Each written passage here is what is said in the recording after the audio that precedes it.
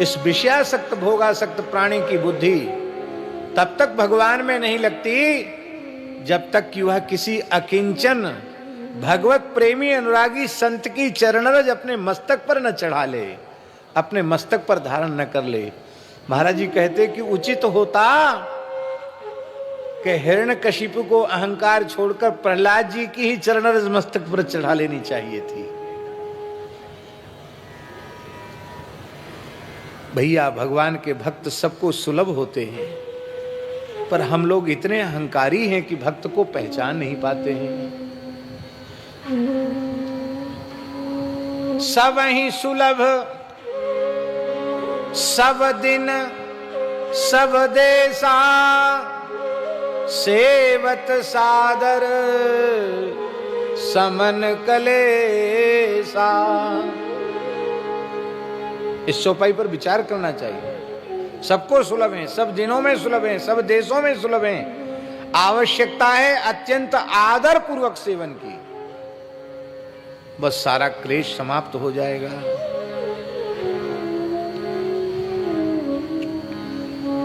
इसलिए भक्ति में चाहे अपना पुत्र हो, शिष्य हो, पत्नी हो, भाई हो, कोई क्यों ना हो, जिसमें भक्ति है वही श्रेष्ठ है। इसलिए श्री राम कैंकरी रूपी संपत्ति लक्ष्मण जी को प्राप्त हो गई है। एतावता भरत जी लक्ष्मण जी का भी बड़े भाव से स्मरण करें। एक भाव ये है, और कितना अकाट्य उदाहरण दे रहे हैं भरत जी महाराज। कहते नंगे आदमी के शरीर पर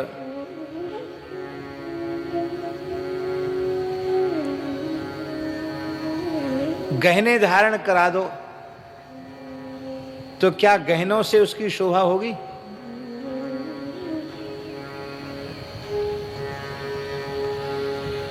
वैराग्यहीन व्यक्ति को वेदांत का उपदेश कर दो, ब्रह्म का विचार उसके सामने प्रस्तुत करो वैराग्य शून्य व्यक्ति के सामने, तो क्या लाभ होगा? उस ब्रह्म विचार से उदर पूर्ति भले ही हो जाए, अज्ञान का क्षय नहीं होगा, अविद्या का नाश नहीं होगा, स्वरूप की प्राप्ति नहीं होगी। इसलिए ब्रह्म तत्व के श्रवण का अधिकारी श्रीमद् भगवद गीता, उपनिषद और ब्रह्मसूत्र, इनके श्रवण का अधिकारी, प्रस्थान त्रयी के श्रवण का अधिकारी वह है जिसकी लौकिक पारलौकिक भोगों में सर्वथा अरुचि उत्पन्न हो गई हो। इहा मूत्र फल भोग विरागा, लौकिक पारलौकिक भोगों से जिसकी वृत्ति सर्वथा हट चुकी हो। मर्यादा नहीं है, इसलिए हम निवेदन नहीं कर रहे हैं। सन्यास के मंत्र में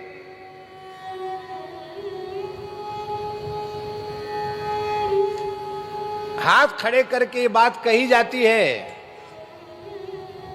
इस धरती के सारे भोग विलास को, सुख वैभव को हमने त्याग दिया है।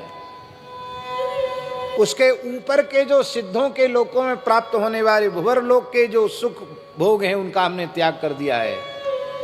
और अंत में जो मंत्र उच्चारण किया जाता है, उस मंत्र का अर्थ हम बता रहे हैं कि ब्रह्मलोक तक के वैभव का हम त्याग करते हैं, तब वह व्यक्ति सन्यास का अधिकारी होता है।